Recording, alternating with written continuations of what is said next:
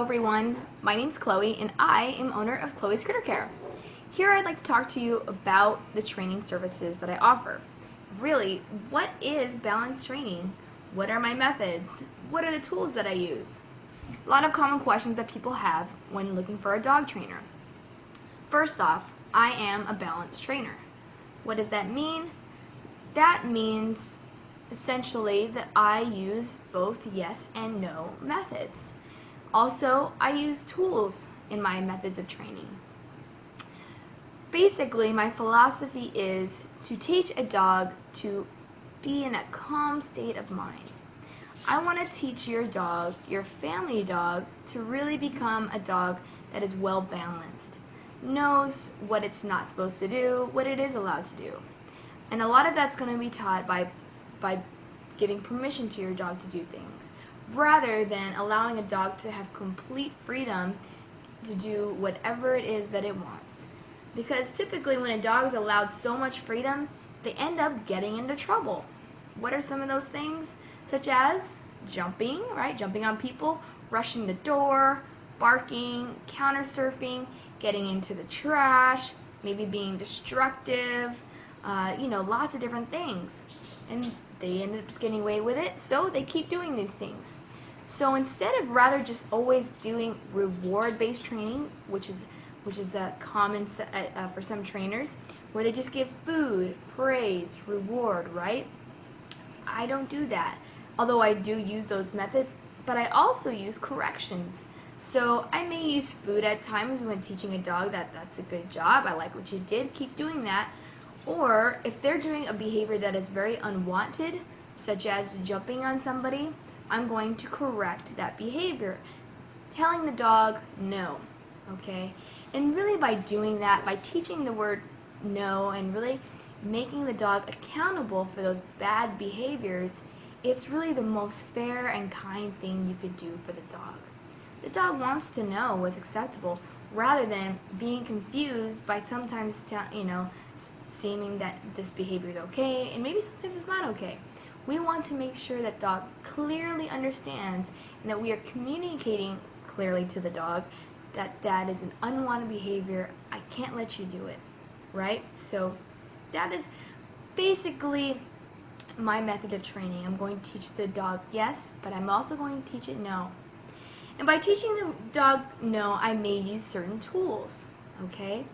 Now, materially, I may use such things as a prong collar, a slip lead, a remote stem, what else?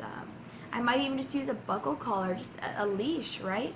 I may use something what's called a pet convincer, which is just a puff of air. I may use another method called a bonker. It's just a rolled up towel. I will also use other things like my body, eye contact, the way I look at a dog. Okay, body pressure. I may use a verbal correction such as no or ch or things like that, sounds. But also the energy that I display to the dog, my mannerisms. Those are very, very important.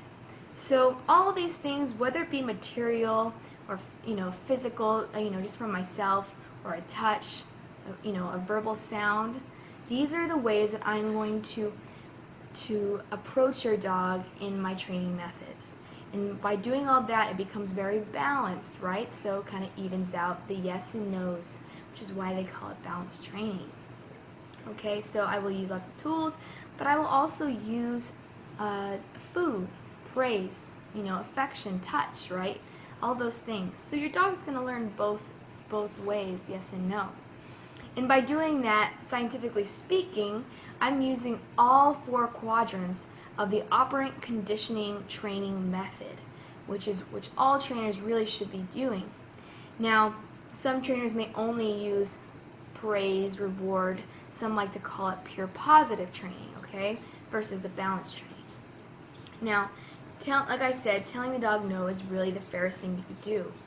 But as a side note, why I don't do those methods is because it's really impossible to teach a dog not to do a bad behavior by only rewarding.